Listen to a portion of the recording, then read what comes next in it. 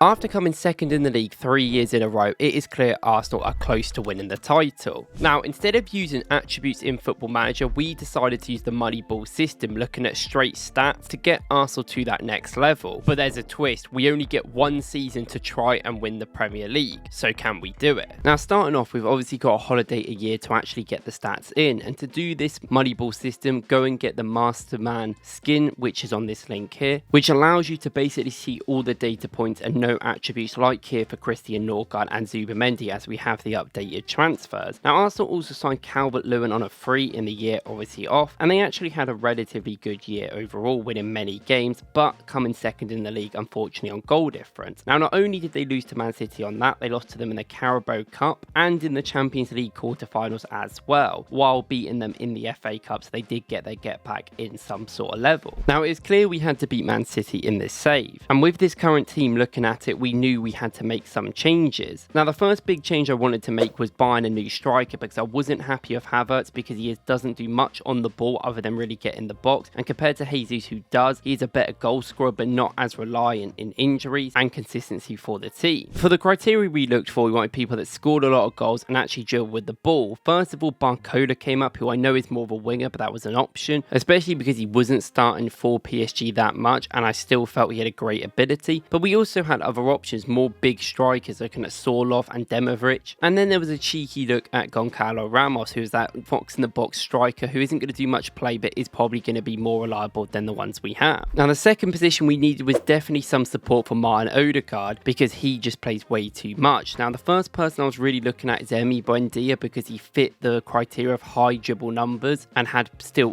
quite a lot of potential to be a backup, and also Felix came up in them conversations. However, that was obviously a different sort of player and hadn't really played too much. Now, the last major position we needed to look at was yet again another attacking one, being wingers. Now, this is backups or starters, anyone that can basically replace Leandro Trossard and Reece Nelson, while Martinelli might be replaced as well if we can get to it. Now, for this, we looked for versatile wingers that can play on both sides, but also people that were dribbling a lot, because I just feel like Arsenal miss a lot of dribblers, but people that also have good successful crosses, or at least attempt to cross a ball in, because if we are going to sign a bigger striker, we kind of want that, and with Havertz anyway, that should be an idea. Now, we need to get a bit creative. We found Moussa Diaby, who obviously I think needs saving from Saudi, and he had some incredible stats in this league, which really did make me consider, especially because he's that more dribbling type of winger. We also had a Zigrover, who is very good in this Football Manager. He is someone that has great output in terms of dribbling, but not goal scoring, which I don't think is that much of an issue. And then there was also Sulemana, who was a little bit more of a project, maybe backup. Now, in order to sign these players and other players that we were looking at, we had to sell some players. So looking at the sales list, we decided to sell Jesus for a lot of money. Then Fabio Vieira went to Atlanta for £24 million.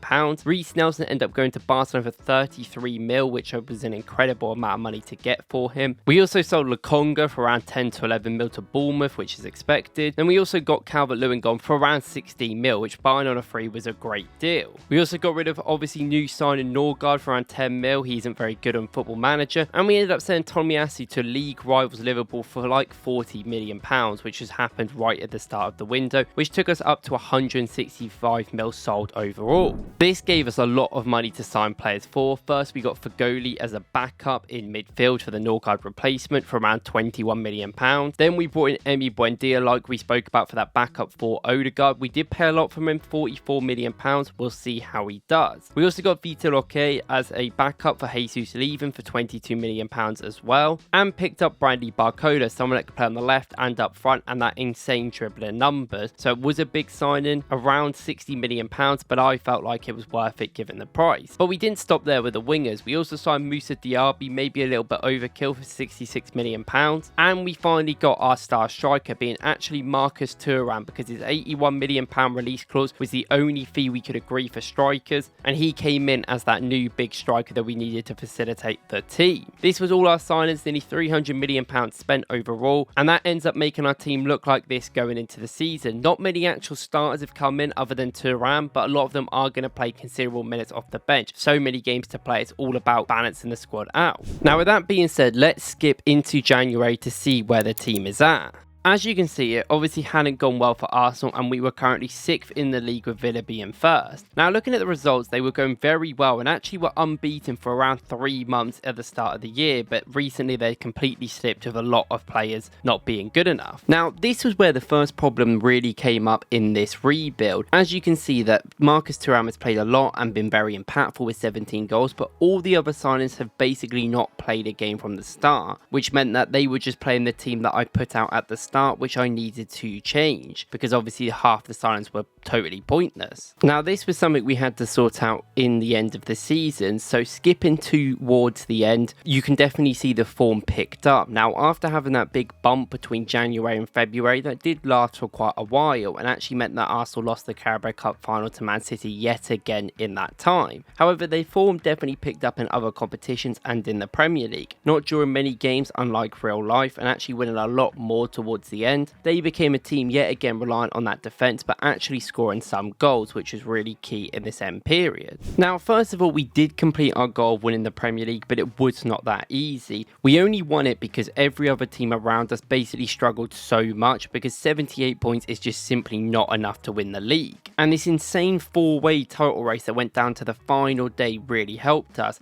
and somehow we got massive wins against Man City and Tottenham in the last 2 games of the tournament to end up achieving this feat. And even then, we could have lost it easily with this City draw, but Tottenham and Liverpool didn't take the opportunity to win, which was insane. Now, taking a look at some of the players, in terms of new signings, Marcus Thuram actually scored a lot of goals, mostly in other competitions, but he brought them goal level that we wanted per 90. But some of the other players didn't have quite a lot of success. Diaby barely played, but was a good backup in the end, bringing them dribbles that we need. Barcola was the same, but is someone that will play more and did play more towards the end of the season. Emi Buendia is one of the big failures. He just didn't really start at all. Odegaard didn't get injured, and Fagoli obviously didn't play at all, nor did Vito Locke, who I probably didn't expect it to anyway. Now, in terms of some of the established players that we had, Raya had a relatively good season. Odegaard didn't score a goal, but got 19 assists in all comps, and Saka was really good, while Miles Skelly really broke through this season. Here is all the stats if you want to look at them from the rest of the team. Overall, a very good year from many players. Now, overall, that was the team, but what did we do in the Champions League? Maybe the big question that you are asking. Now, we actually had quite a good run in the Champions League. The first thing we did was win the group stage overall. We lost 1 out of our 8 games and actually won the other 7, being top. Now, we played Rennes in the second knockout round, which was our first, and we actually had a poor first game, but came back with a great 3-0 win at home, where they didn't have an answer for, with a brilliant comeback. Now, straight after that, we started the comeback train yet again, beating PSG in the quarterfinals on penalties at their place, which was a very tense game overall. This led us into the semi-final, where we beat Bayern Munich, and then we reached the final, where we were actually playing Borussia Dortmund because they played Atalanta in the semis of the other side, so clearly a much easier side of the draw. Now, we're going to go through the game overall and see if we can win it. Now, first of all, this is the team we are lined up for. Obviously, it's the team you ever expected to see, and Thuram is starting up front, obviously being our key player, and he actually has a great Champions League record. And obviously, going against Dortmund, we are the favourites despite Arsenal's poor Champions League record. Now, early on in the game, Dortmund were looking threatening with Dernville having a shot over, but we regained possession and worked the ball well throughout the midfield, with every single player being involved. You see Lewis Skelly inverting, Zubimendi controlling the game, and us waiting for that run to be able to go through. Now, eventually, when we worked the ball after about 30 passes where Dortmund could get absolutely nowhere near us, we used the big man up front, Marcus Thuram, as a pillar